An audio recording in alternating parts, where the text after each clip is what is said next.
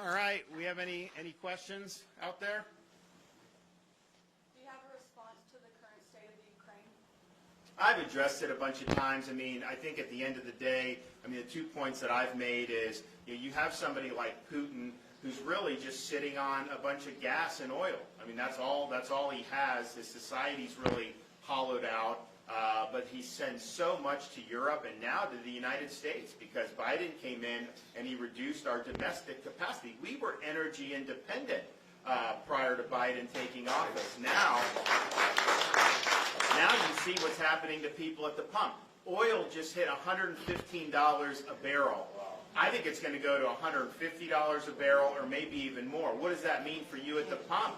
It means gas is going to be $4 or $5 a gallon within the next few months. That is going to have a huge impact on people's family budget. So just from an economic perspective, shutting down Keystone, nixing Anwar, not allowing production on federal lands, that has absolutely contributed to the massive spike we've seen in energy prices. And the thing is like, what are you going to do? You're just not going to commute to work? You're just not going to have your home in a summer air condition? Of course, you need to do, and it's tough for people. So it's a huge impact on families' budgets.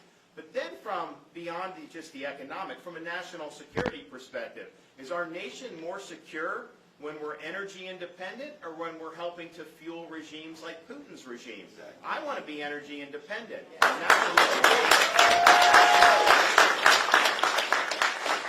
and so what he's able to do, because he has now, they've doubled what they're sending to the United States since Biden took office. They have a huge impact in terms of what's going on with Europe. That is fueling his ambitions, and if you had energy independence, you could sock him on that, and it would be much more difficult for him to sustain what he's doing. And look, this is just, it's sad to say, but when Biden fumbled the Afghanistan, when you had 13 service members killed, when you left all that equipment behind, when you left a bunch of other Americans behind, the humiliation of that experience was something that Russia was watching, China was watching, Iran was watching, and that really whetted the appetite of some of the world's worst authoritarians. And so they feel emboldened now because they think they can get away with a lot. And I think that Putin would probably not have done this if he thought the United States was strong. But I think he thinks that the United States is weak because of the impotence of Biden's administration, and he's doing some really bad stuff right now. It's sad to see.